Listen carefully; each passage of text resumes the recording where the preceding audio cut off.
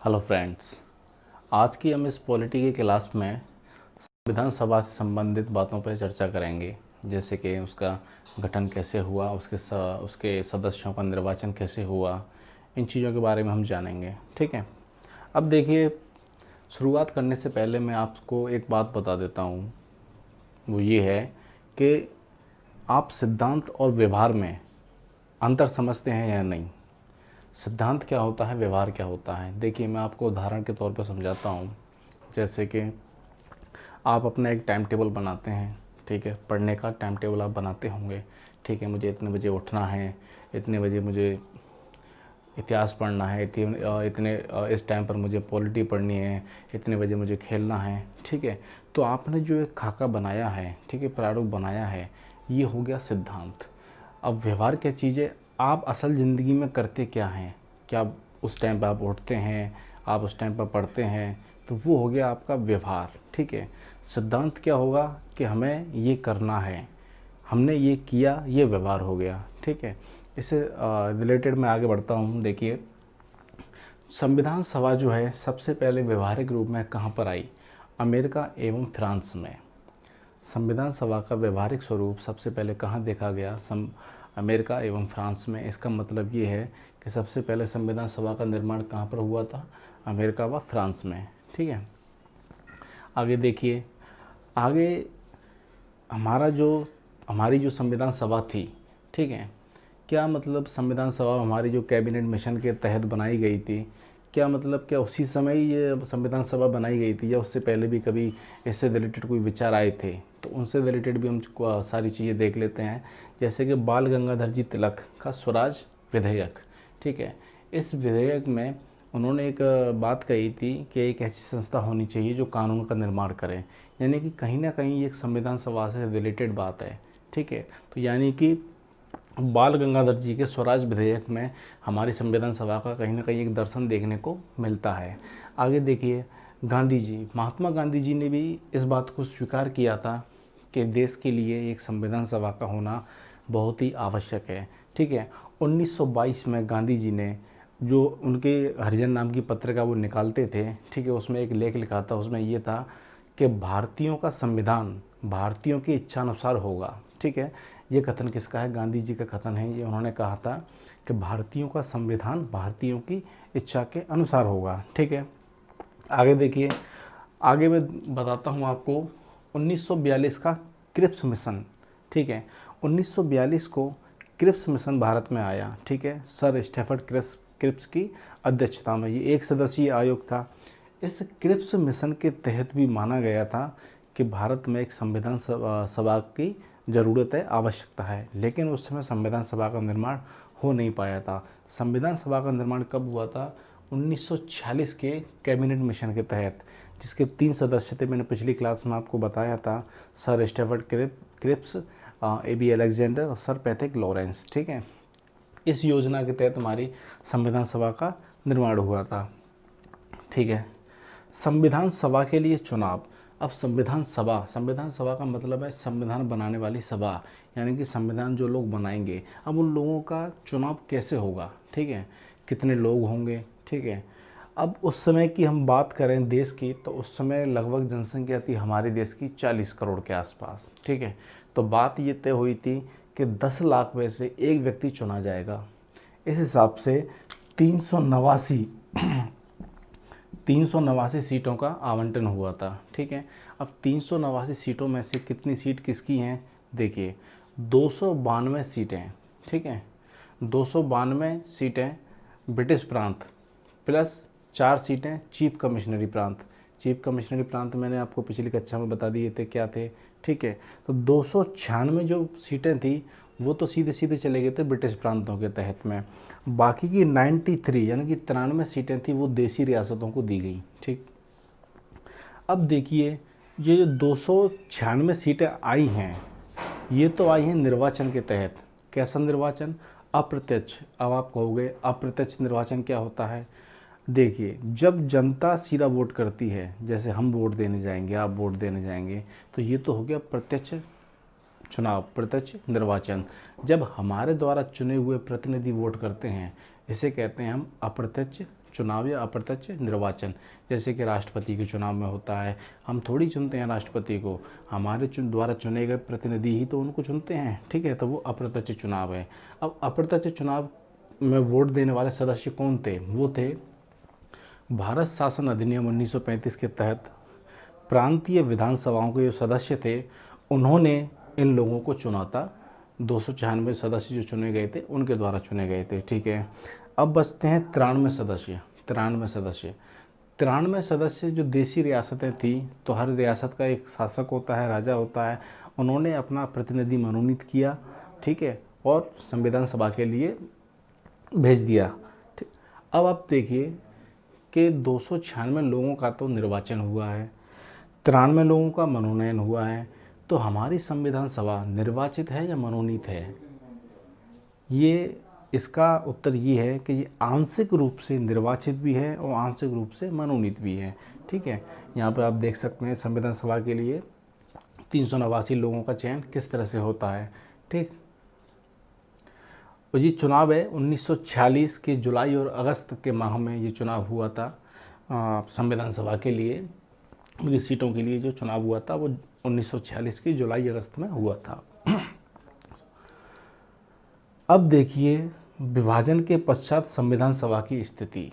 अब ये तो विभाजन से पूर्व 1946 की बात कर रहा हूँ मैं, 1946 की बात कर रहा हूँ, तो यानी कि ये अभी विभाजन हुआ नहीं है, अभी भारत पाकिस्तान बना नहीं है, ठीक है।